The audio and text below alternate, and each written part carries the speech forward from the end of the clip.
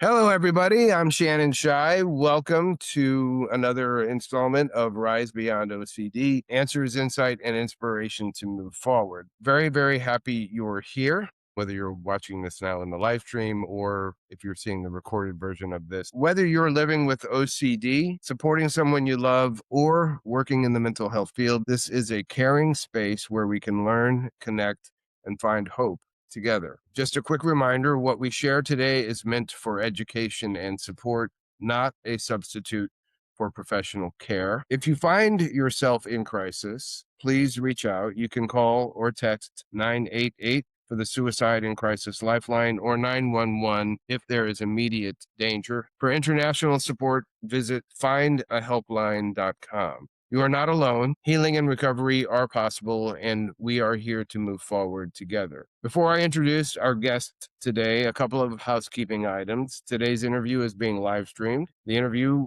like all of the other interviews in this series, is being recorded for later viewing on my YouTube channel, along with the 300 plus other videos I've done on the nuances of OCD recovery, coming from my own personal experience. You can also get more information about what I do, along with the daily affirmations that I publish at my website, ocdrecoveryturningpoints.com.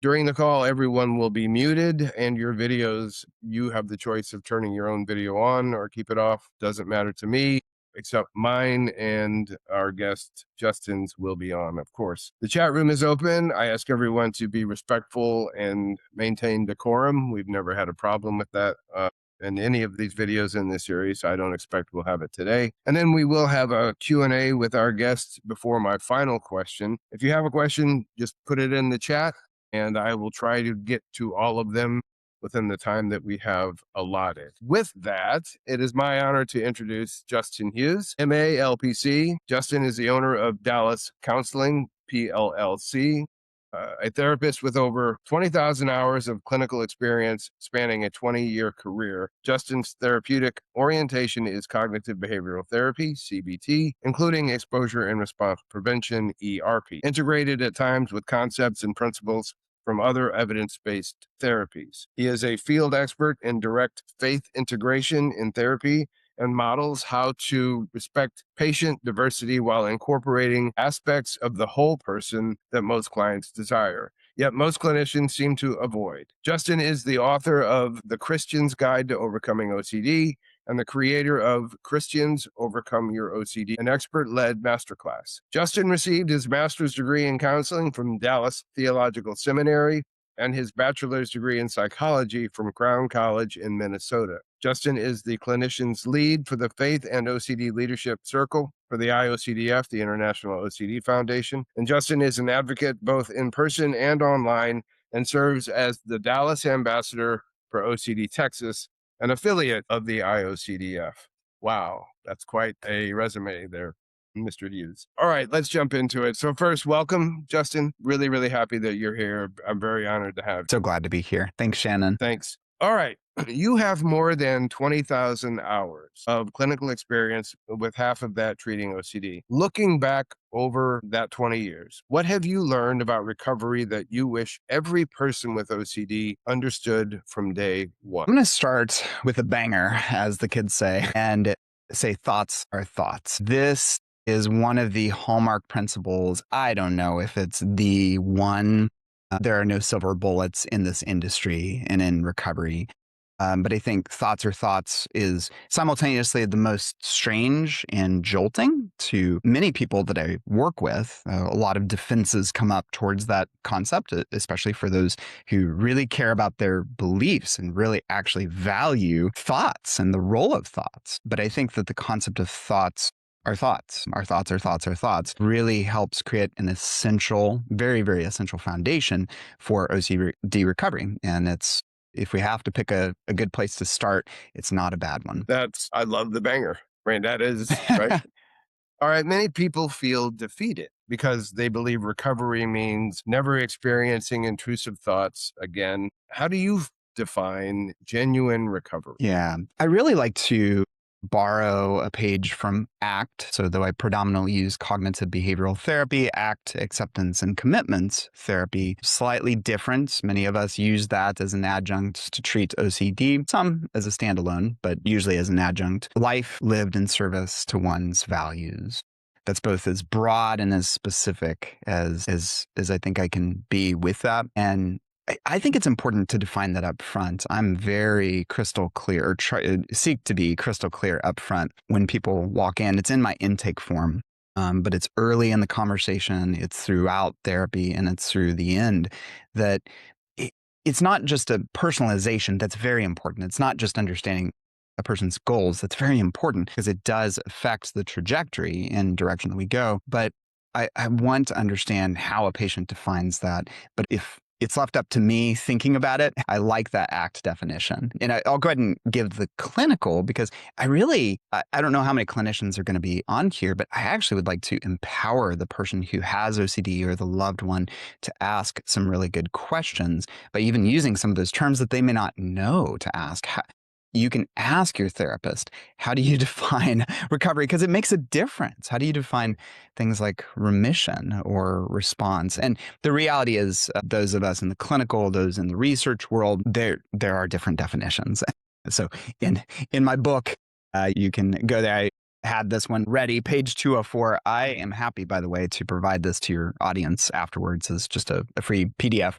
It's a client-based PDF that I use that separates treatment benchmarks. When do you know you've had response, remission, or recovery, lapse, relapse, if there's treatment resistance, and then other things to look out like dropout, refusal, or recovery avoidance. Those aren't as much the topic of today, but back to the recovery question. I'm going to define it then technically. So I kind of have two definitions, almost the personalized. I love the life lived in service to one's values. But technically speaking, I'm going to define it as a return or gain to life and function without day-to-day impairment. So if we use, for instance, an assessment, for those of you that don't know, there's what's called the Y-box assessment, which is the gold standard for assessing severity with OCD.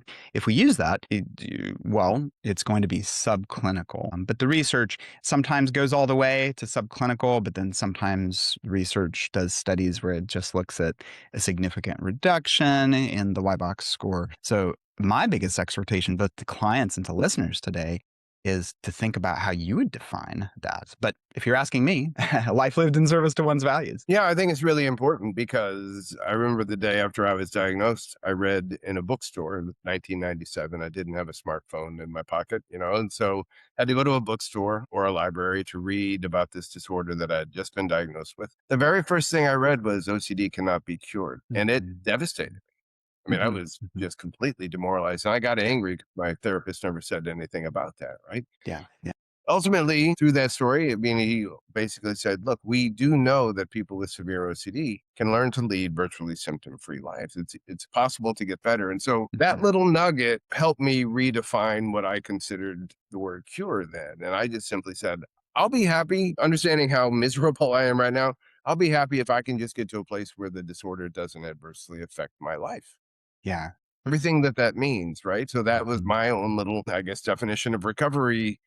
And I can tell everybody about the process. What does the process look like? We can go into talk about that for days, but I think it's important. And I love your two definitions. They're helpful. And I want everybody to pay attention to what Justin said there. They're very helpful in giving you that goal. Okay. Is it okay if So I speak real quick yeah, too please. to Yeah, go the ahead. cure? So as soon as we start talking about this, I think that at least in my experience, those who are asking me, I don't know if it's the typical, really, really care about what the answer is there a cure? And thanks for sharing the personal story. I've seen that so many times. I've experienced many times patients be upset with me, or less commonly, frankly, with OCD. They usually don't express it towards me, but they'll get frustrated, they'll get upset. Sure. Just had a conversation yesterday on the topic of cure. And I think it helps if we don't just look at the narrow focus of OCD. I think if we zoom out to the larger world of health, medical health, mental health, emotional health, relational health, who of us can really, really say if we've had a major problem, except in maybe rare instances or what, that one thing is totally cured. We may deal with anger issues, but are we totally cured? A lot of those Neuroscience would say slightly different. Like a lot of those neural pathways are there. Inhibitory learning, to use a fancy term, sorry, I can be too clinical sometimes, teaches us that we can learn that safety can be present even when we've learned that danger was associated with something. But that being said, are we completely cured of that? Not in this lifetime, not that I think of, for many things. Now, some people say that. Obviously, there are medical treatments that will say cure. But for instance, my wife had a neurosurgery a handful of years ago, and the surgeon said they removed resection of part of the brain, actually, and she's fine, by the way, fully recovered, full recovery. But what the surgeon said was very, very different than the follow-up doctors and everyone else involved in PT. And surgeons have a tendency to be very confident, and that's who I want as a surgeon. So the language used was, you're good, you're cured. You don't have to come back. I mean, unless if it presents with XYZ symptoms. When we actually talk to other doctors, they're like, yeah, I'd probably still do a scan at the 10-year mark, da da da da da. And then Right. the actual recovery of the physical recovery, the emotional, you fill in the blank, all the things from there was real. And so what do we mean by this? I want to point it back to people to be asking good questions of themselves, but also not be afraid of the people that are providing these definitions. And frankly, if people are providing these trash definitions online to sell you something, that do this, because I can cure it, we need to ask questions. Like, what Yeah. exactly do you mean? Absolutely. And this interview is not about me, but I will add one point here that I think is a great takeaway. And I shared it with Liz Mackingvale on a panel long ago, and she reminded me of it. But I got to the point where I said, based on my own recovery, when people say, "Are you cured?" And I would say, I don't have to talk about being cured. I don't care if OCD taps me on the shoulder because I know what I'll do if it does. I do not fear this disorder. I don't Mhm. fear it. Doesn't matter whether I'm cured. They can debate that topic all they want. Yeah, yeah. I know where I am, right? And it was Yes, a good yes. place to be. I love that. So, Mm.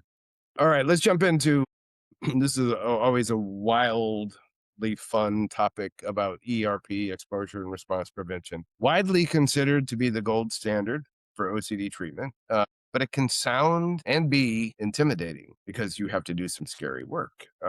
How do you explain ERP to someone who is terrified to begin? Can you tell me a little bit more about what sounds intimidating? Would just be the first question. I'd just start there. I'd be present. I'd be mindful with to really understand. And so if we were even, and maybe we do flesh this out a little bit more of what are the things that come across as intimidating. I've heard my own answer. I've put it in presentations. There's been research on this that at one point group of psychologists were surveyed and they were curious about attitudes towards exposure therapists and psychologist level.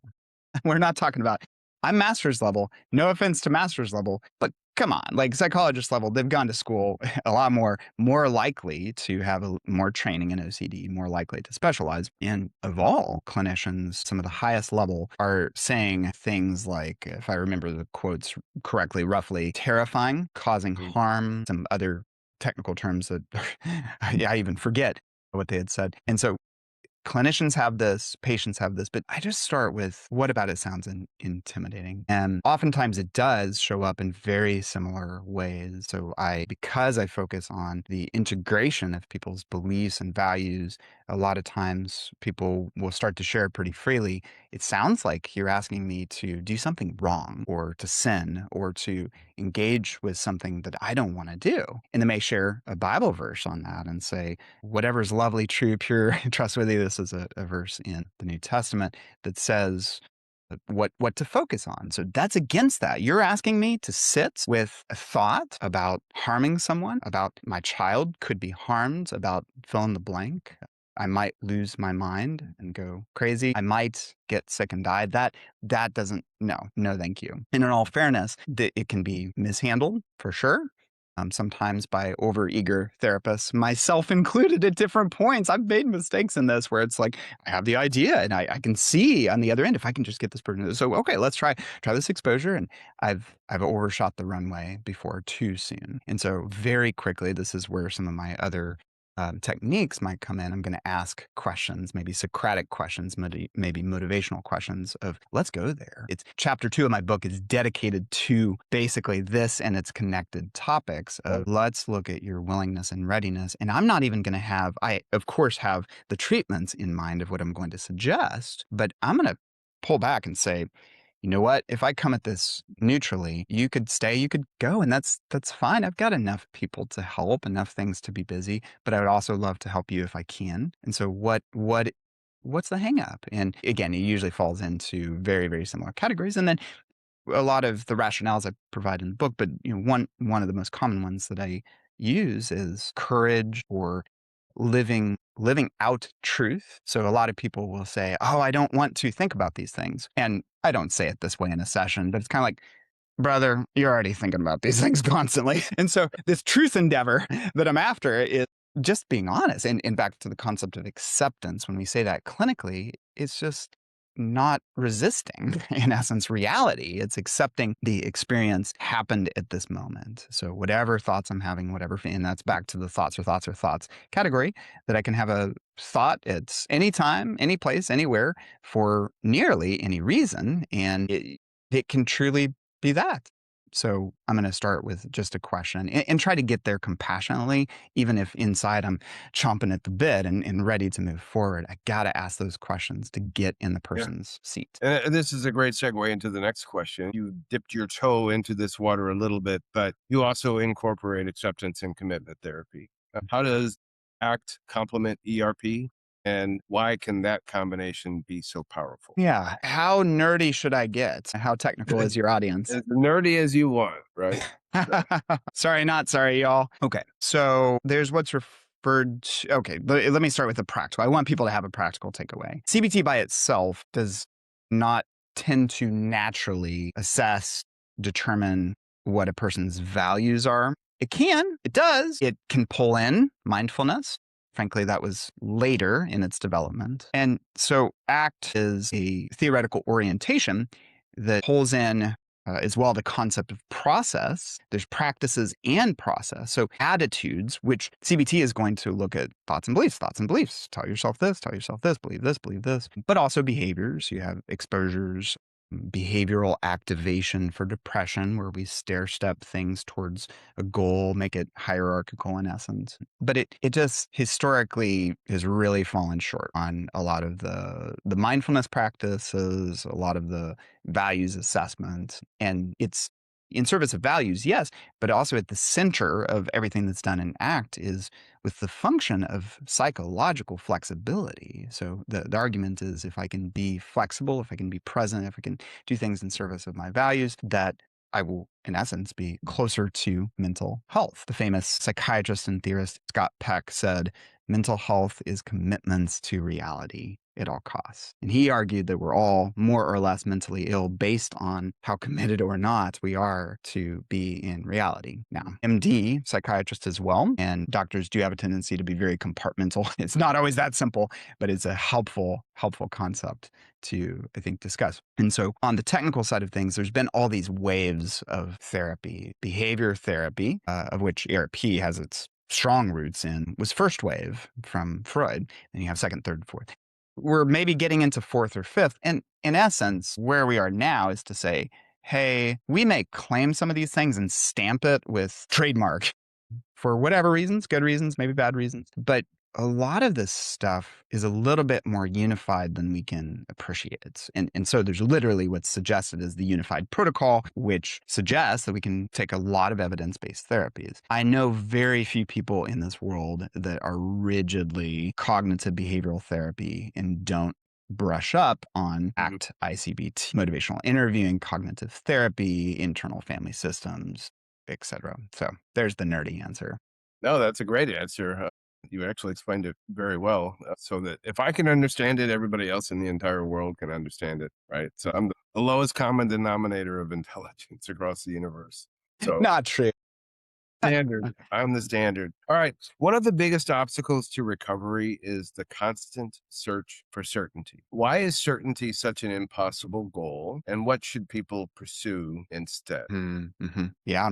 a beloved topic. So I think it's also helpful to define what do we mean by certainty. To be clear, not everybody needs to know these things up front. In fact, if you ask an overabundance of questions before you get into therapy or treatment or before you do the work, that can become problematic in and of itself instead of just driving where you need to go. It's like putting a horse trailer on back. It's going to slow you down. Got to use those Texas metaphors, right? And so when I teach folks, I'm really big into that self-advocacy piece. I tell clients my number one rule to start therapy is advocate for yourself, because self-advocacy results in the best results. And I learned to say that especially with OCD when I began to specialize, because I saw that people would be really nice and conscientious. And as we know, it's so true oftentimes that some of the sweetest souls in the world are people who have OCD. And frankly, I think that stands aside. It's not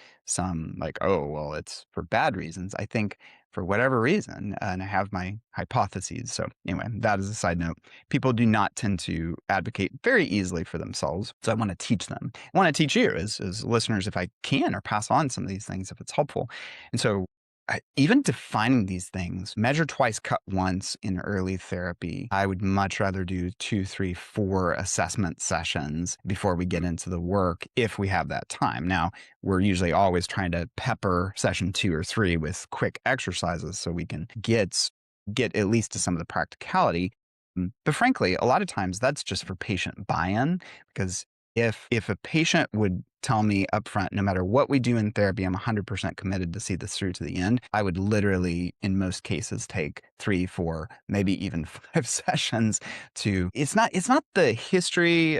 It's not what people would think of in the talk therapy, the Freudian, like, oh, I'd take more time to find out about their family of origin. In some cases, I would actually, when there's contributing factors there. But a lot of it is this stuff. It's what actually helps with buy-in. It's definitions. It's what do you mean by tolerate uncertainty? Because it's really important. So much so, Jonathan Grayson, in his book Freedom from Obsessive Compulsive Disorder, takes a full chapter. I believe is it his first chapter if you've read the book? I will tell you right now. Free representation. I'm not paid to do this. Yep, there you go. Chapter 1, Uncertainty is the core of OCD. Now, that is a theory, because other people will say differently, even within CBT. So I'll send this to you if you'd like as well. I wrote a miniature article that I got in way over my head because I'm not a philosopher, but I tried my best. And I discovered when I was trying to understand this topic that there really can be classed 3 types of uncertainty. Three types of certainty. There's epistemic certainty. This is the highest levels of knowing. This is objective certainty. There's no rational ground for doubt. Now we know that the earth revolves around the sun. I'll come back to that example. The second is psychological certainty, where a person feels thoroughly convinced by something. That's being psychologically certain. And then the third is what's referred to as moral certainty. And not all philosophers use that, but Rene Descartes was the one who used that. And basically, it's being sufficiently certain to conduct life. And this includes with faith, because most of us who are passionate about our faith, there might be some people that are just flying blind, but a lot of us are asking deep questions, and we need to know a certain amount of foundations. And so when we say faith, that's the jumping off point, but it has reason, or at least for me, it has reason and foundation. So moral certainty is, okay, you know what? Moral certainty could be, I don't feel good in OCD. I'm scared ERP is going to make me violate my values. I'm scared it's going to be overwhelming. I'm scared it's just going to make it worse. That person is psychologically uncertain. They absolutely do not have, none of us have the objective certainty with that, because even in the 80% that might get good benefits from ERP, it still leaves 20%. So there's no objective certainty that you as a person will get the benefits of ERP. You will not feel psychologically certain about that. However, there is what can be referred to as moral certainty. I can have reasonable confidence to make a decision. I can look at Shannon's example, and you know what? I didn't watch him for the decades that he was suffering, but he said he had severe OCD, and says that he has experienced getting into recovery. Or actually, what would you say? Would you say recovery? Like, what do you prefer? Fully recovered. I love that. And so, can I trust it? There is absolutely no foundation for epistemic certainty. Like it's just impossible to to be able to verify that, to know that, and to know that for myself could be true if that's where I am in looking for the answers. So back to the certainty piece. OCD is the master disorder, I think, of uncertainty, though other anxiety disorders play on it, generalized anxiety, etc. Because as Joseph Soroki had called scrupulosity the doubting disease, a subset of OCD, there's this intense feeling of uncertainty. That's the psychological. And while most people do improve in that, most people do feel better, it's the thing that I guess, two things that we can't promise. I can't promise that there's a cure, right? The epistemic. I can't promise that you'll feel a level 0 distress after touching door handles or reading the Bible again or whatever. But I can tell you what I've seen. We can start to experience it together. I can answer your question. I can hopefully present with some sense of maybe knowing what I'm doing to an extent, but also talk about, yeah, there's times when I don't and times when it didn't work out. And that's where the jump comes in. And so what I talk about in my book is that there's, basically two types of leaps of faith. So spiritually, I'm going to talk about a little bit more of a capital L leap of faith, but that's an aside. Your audience is general, and I respect that. But the little leap of faith is I'll get in my car today and drive to work. It's the most dangerous thing that I'll probably do today. But I'm going to take that leap of faith so that I can go help people. I can go make money. I can go fill in the blank. So I hope I didn't take too long. Any No, thoughts no, that you have on this as well? well, we could run this entire hour on that topic. And Okay. I have a very fundamental principle when I first started my treatment and trying to develop what I call my strategy for how I dealt with OCD. I learned very quickly that OCD was never going to let me have certainty about anything. And Mhm. so Mhm. my response to that was, then I guess seeking certainty cannot be my objective. I have to learn how to move forward despite having this aura of uncertainty around me. Yes. And Yes. how do I function, right? Yes. That was very helpful to me, just Mm. looking at it that way. And that's the practical, which is the most important parts. Like I can regale you with philosophical terms and so forth, but what people really need and what they want is that practical, which you do so well. And it's a big purpose of the therapy is to get that person to the place where they can get behind that. Which, by the way, one of the reasons that I use ACT as well is if a person has a good purpose and a good reason and a good drive, then it's not just I have to survive today. It Right. becomes something bigger than that. Absolutely. Okay, what is bigger than that? And so, anyway, yeah, I love your thought there. Okay, well, I'm going to actually jump around on some questions because I Sure. definitely want to get to your book. What you just said is a good segue into this next question. Motivation Mhm. naturally rises and falls during recovery. When someone's motivation disappears or you start to see it disappearing, Mhm. what helps them to keep moving forward anyway? What do you tell them? What do you do? Yeah, yeah. So I have a few worksheets for this with getting stuck. If motivation wanes, welcome to the club. So there can be very non-problematic loss of motivation. That's a day, that's a moment, that's a week, it's a month. It could even be a year. There's no technical time frame for that. So I think defining it, first of all, everyone in my experience struggles early on with that. Some people are really fearful, timid, scared up front with ERP. Some people are ready. They've tuned into an amazing podcast like with Shannon Shy. So Rise Beyond OCD. And I'm finding that actually more and more. The past 5 years, I've seen an uptick in people just ready to go. I don't know what that is. I could be biased, but it's really cool to see.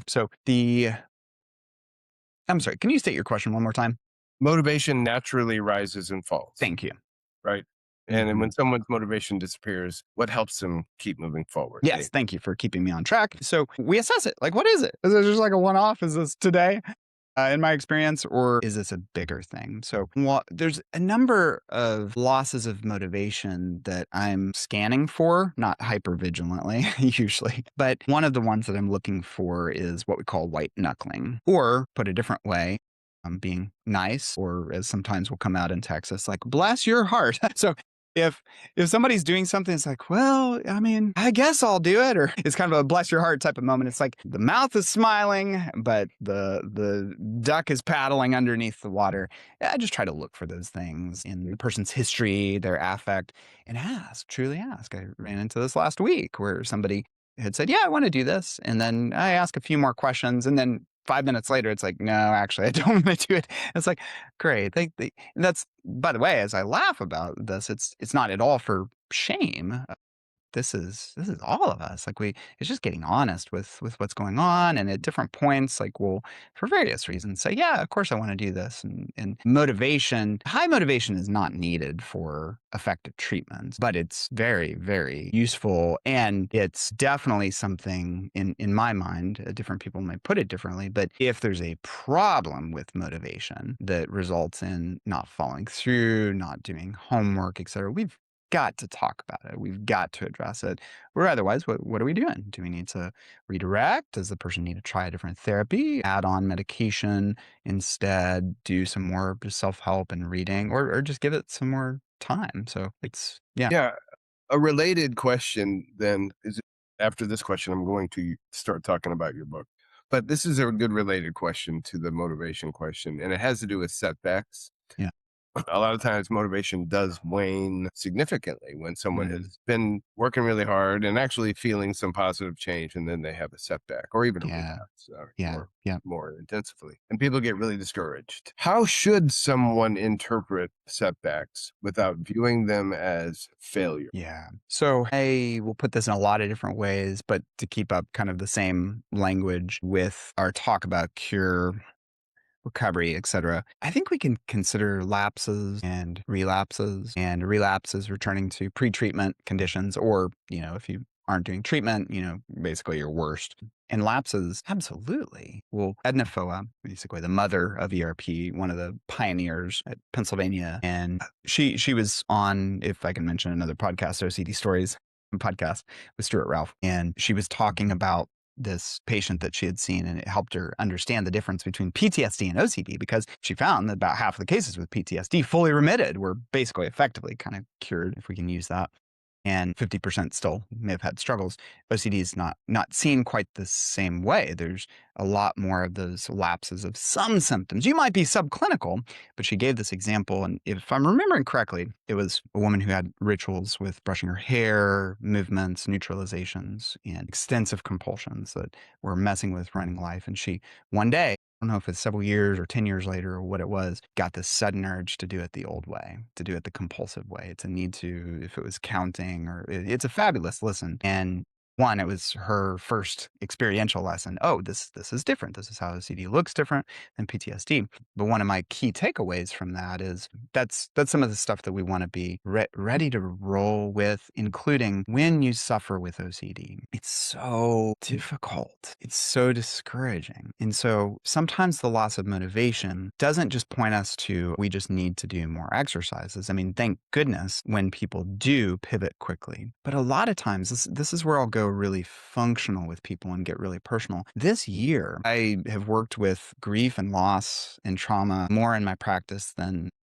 ever before. And I don't know all the reasons, but I think I have cried with patients more this year than I have ever before. I don't usually, I'm not weeping with patients. That can sometimes put a pressure on, but just connecting with the difficulty, the sadness, the loss. And sometimes that's the grief. And I used to be overly clinical about, well, it's not a trauma unless if it's an immediate risk to life or death or da da da. And now I realize that OCD itself and suffering brings trauma. Absolutely.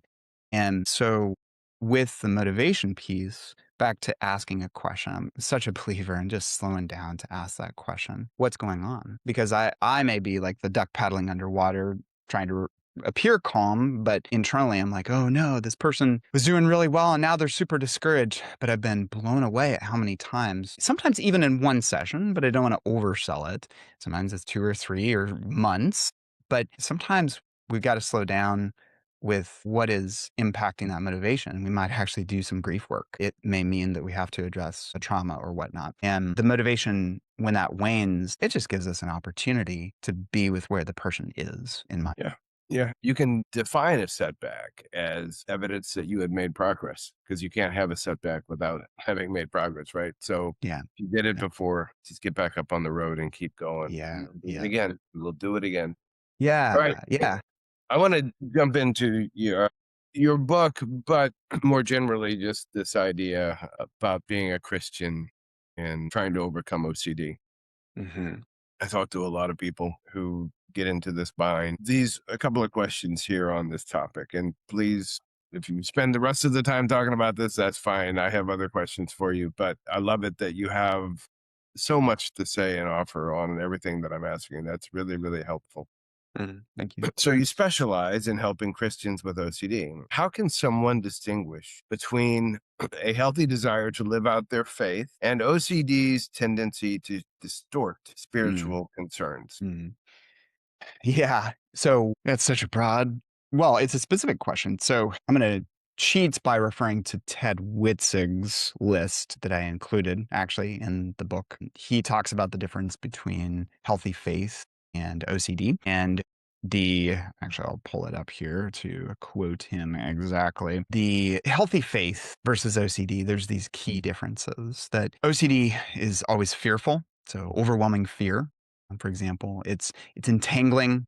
Faith results in opening up as opposed to being more entangled. Ultimately, spiritual interventions become non responsive when it's OCD. Distressing religious practice and spiritual growth involves desire to grow, but it becomes distressing. Overdoing a person with OCD far exceeds what's required, interfering rather than assisting. OCD interferes with spiritual disciplines, practices. Overly narrow, fear narrows focus. And so it's one thing is doing one exact thing right versus the broader perspective. Three more here. Overlooking the narrow focus and interference leads to overlooking a lot of other things. So a person can only dedicate so much bandwidth and resources to a handful of things. It's cyclical, it follows a specific cycle, and there's predictable problems, with it. Versus faith in some ways can be the flip or the opposite of these things, that it's open.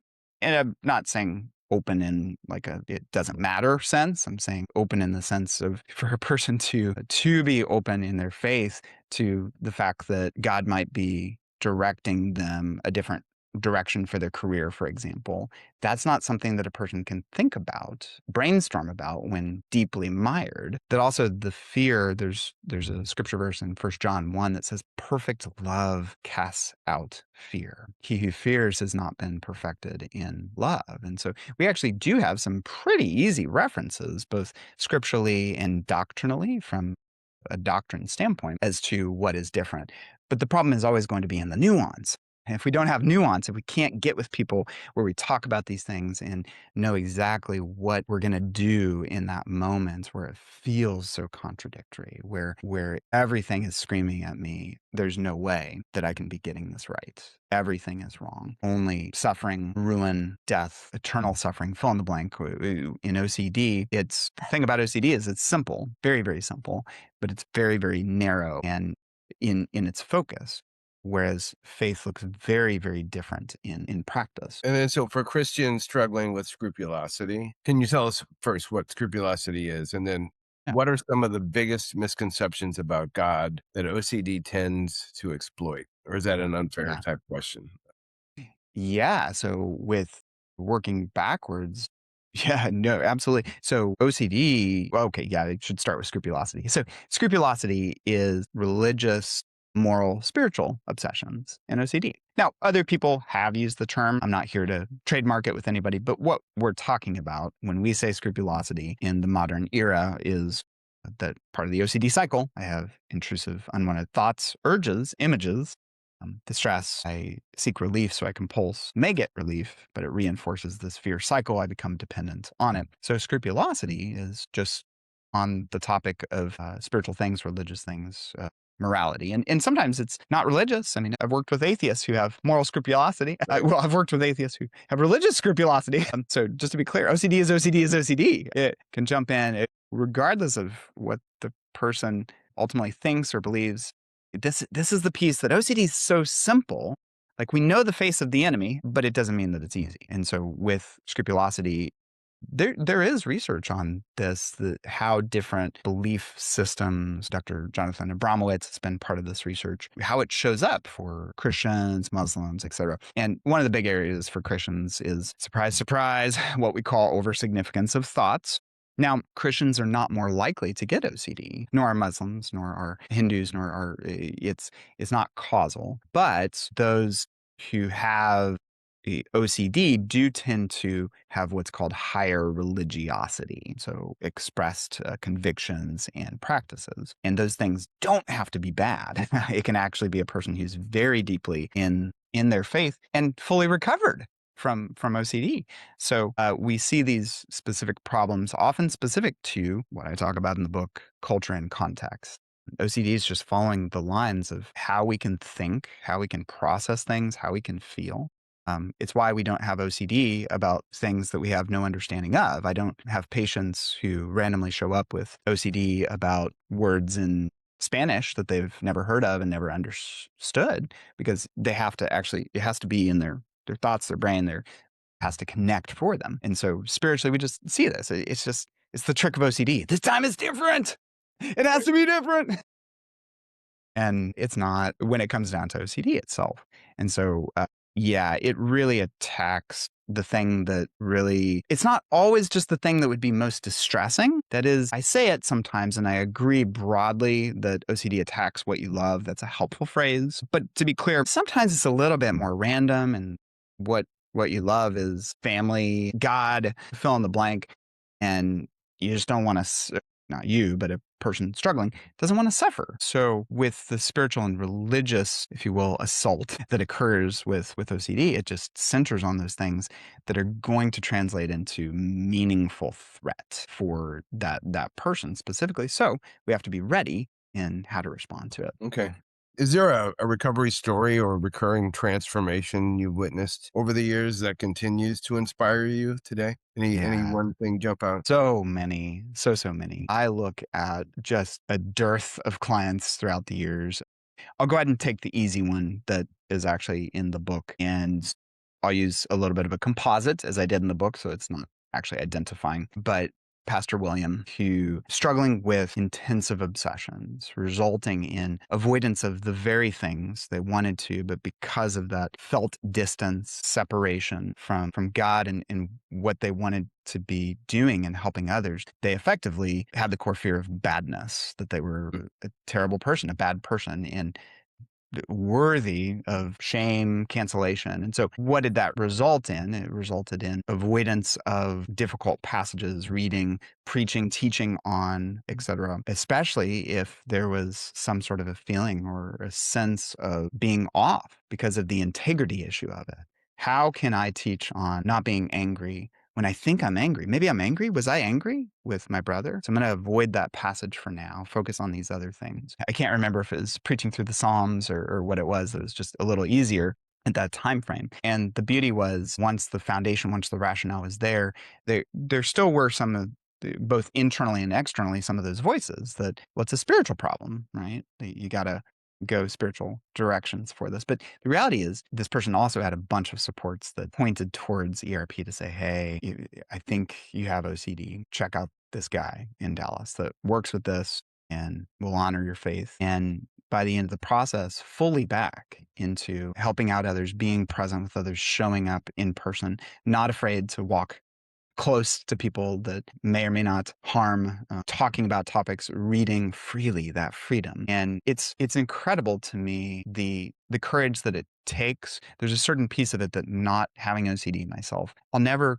know quite the suffering, just like the person who's never gone through cancer treatment, the person who's never gone through loss of a child, never quite know exactly what that's like. But I can look and I can see and I can appreciate that I don't know that, and the tremendous courage that exists in patients. And this is not just a scrupulosity thing. This is I'm afraid of going out of the house for fear of getting sick and then getting my family sick, and for fear of existential thoughts, or even lesser known thoughts of maybe I'm going to magically turn into something or someone that I don't like, or emotional contamination, or whatever it is. And every day, like I probably once every 3 to 4 to 5 weeks, I say to myself, I can't believe I get to do this. And it's the stories originally of the people that pulled me into this work. And Mm. it's those stories that I'm just so grateful for. So that's one story, but I could tell now, gosh, hundreds between clients and advocates and friends that I Yeah, and it's representative of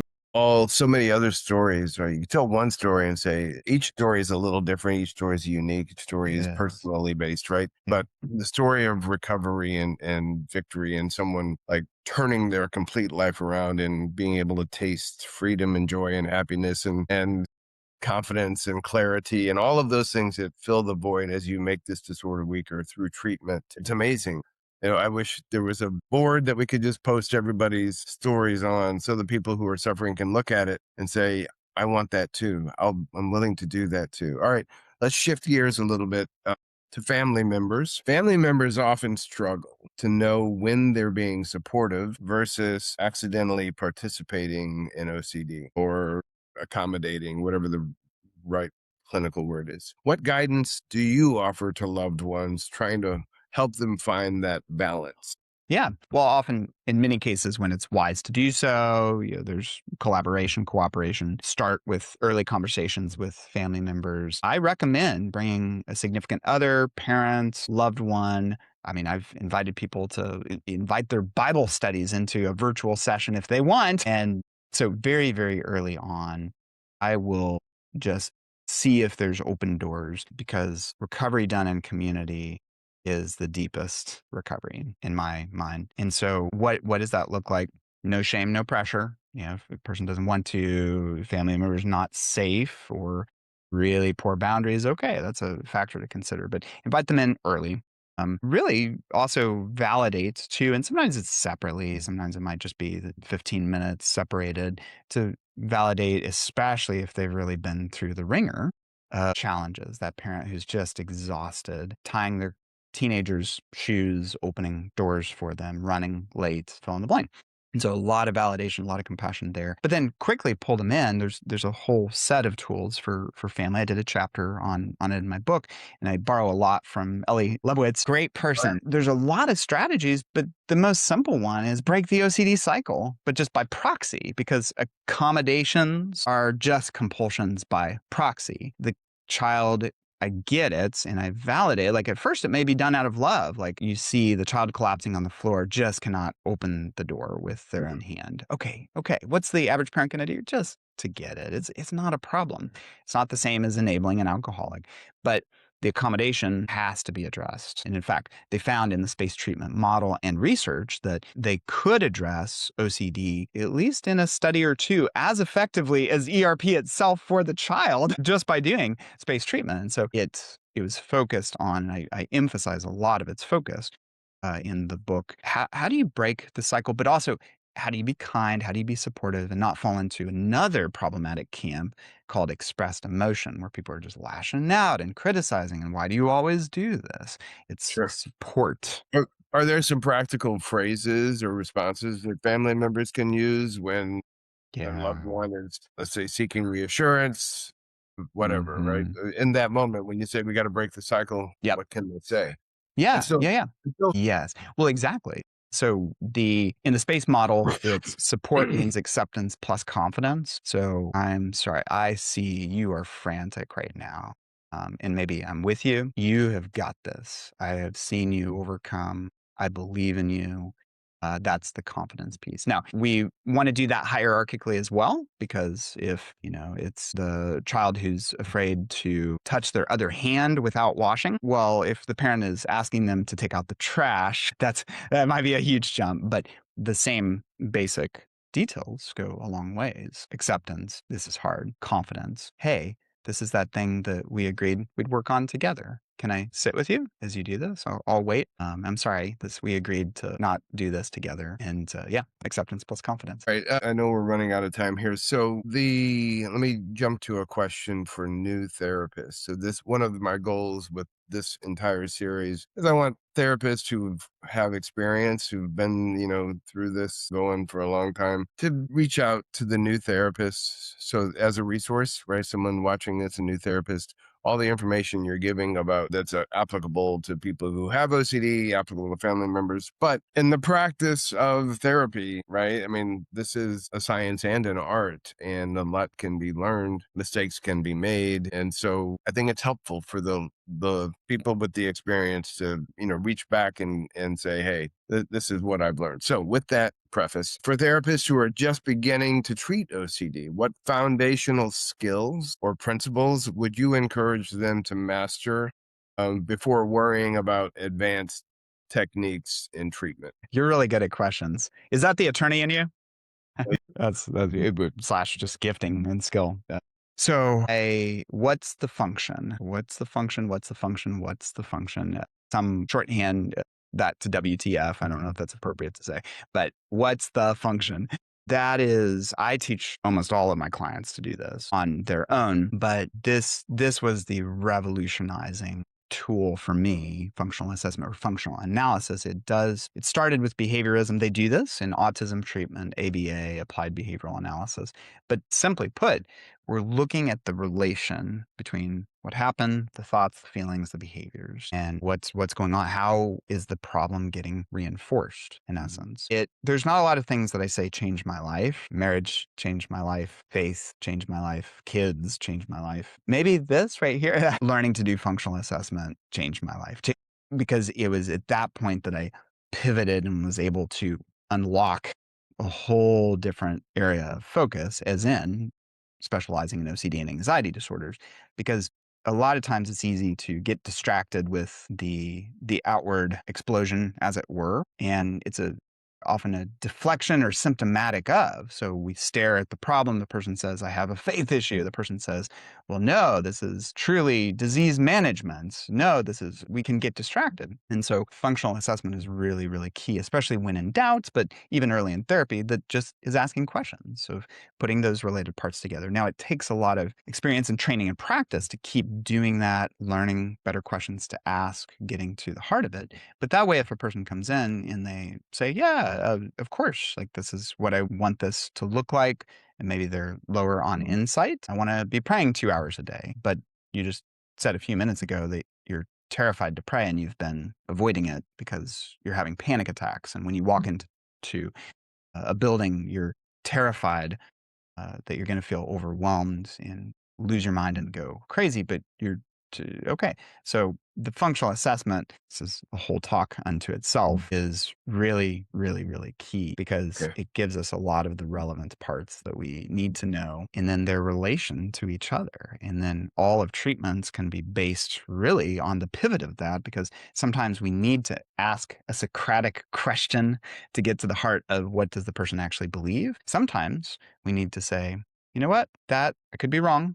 That sounds like reassurance seeking. Instead of us clarifying your value here, can you sit with us? Can we take 5 minutes and write it down on a sheet of paper? The afraid of losing your mind, et cetera. No, but I need to figure this out. And I had a family member who lost their mind and went to a psych hospital and da da da da. It's like, so you willing? So then it comes back to, they might not be willing at this moment. So are you willing to do an ERP with me? I could be wrong about this, but my instinct is to go ahead and do the ERP. You willing? If they say no, okay, great. Functional assessment. We've got it right before us to be like, okay, this is a willingness issue. So, hey, let's just take a second. We're not going to talk about that. Tell me what impacts the willingness to do this. I respect your consents. Like if you don't want to do it, functional assessment. So I could say a lot of others, but just in the interest of time. No, that's a tremendous answer. It answers a lot of other questions that I had too. So I won't even need to ask them. Yeah, we'll have to. All right, let me take one question that we have here from our audience members. This is where I have to put on my glasses because I am old. Kelly's question is, my daughter is 18. She was always anxious from 4 years old, particularly separation anxiety. But at 15, we realized it was OCD/scrupulosity. Over the last 2 years, depression and grief related to death of her grandmother and her pet. Did intensive outpatient and weekly therapy. She did intensive outpatient and weekly therapy. It's hard to see if her daily struggles now are more grief, depression, or OCD. What is treatment priority here? Grief work, OCD focus, depression, and you may not have enough information, I don't know, to answer that question, but I'll let you respond. Yeah. Well, okay. So I can give the answer of kind of where you need to go in essence to determine that. And I just talked about the functional assessment, which, by the way, most people are used to it being called functional analysis, but it is also called functional assessment, which I prefer. So that you're asking a question of treatment prioritization. And to be clear, that needs some pretty high level thinking, and that's almost always done in treatment. But the self advocacy is really important, and anybody can actually do some advanced legwork of bullet pointing some of those things. I hand out my functional assessment form to clients to begin tracking, like what is coming up. And that's the tracking and monitoring that all good CBT is going to ask a person. So if you've got 3 domains, then have different sheets for each one. Here's an example of this. Here's an example of this. And therapy oftentimes does have to pick one, at least for the moment, for the day, maybe for the week or month, but not always. And some clinicians, some places are much better or not. There are clinicians and practices both that have very different approaches. Of some that I respect that do good work, they just do different work sometimes. That some really, really rigidly address only one thing at a some can pull in the grief and depression piece right in the middle. I'm one of those folks that does that. I respect people who do the other. We can have a half session focused on grief, trauma, loss, and half of a session focused on ERP. We can have multiple sessions on grief, trauma, loss. We can have multiple sessions on ERP. Yes, technically speaking, if I can get that person with OCD for 16 to 20 sessions and just blast through ERP, awesome. But that's just not the real reality for what all patients need. So be assertive for what you need and probably bullet points what's coming up so that with some help, you can better prioritize those things. Great. Okay, so we will end there. This will be part 1, and we can brainstorm a little bit about what we want to cover in part 2 and then advertise it that way. That sounds Should good. be no worries, no worries, no stress. I'm honored that you're here. Thank you so much for taking the time. Thank you, everybody, for joining us. This will be Thank part you. 1. There will be a part 2, and it will be a banger. All right. Beginning and end. Yeah, have a great night, everybody. All right, thank you. And if I didn't get to a question, we will save it for the next time. So stay tuned, join in, and if you had a question, we'll answer it next time. All right, have a good night. Thank you, Justin, and we'll see you later. All right, Thank you. bye bye. Bye bye.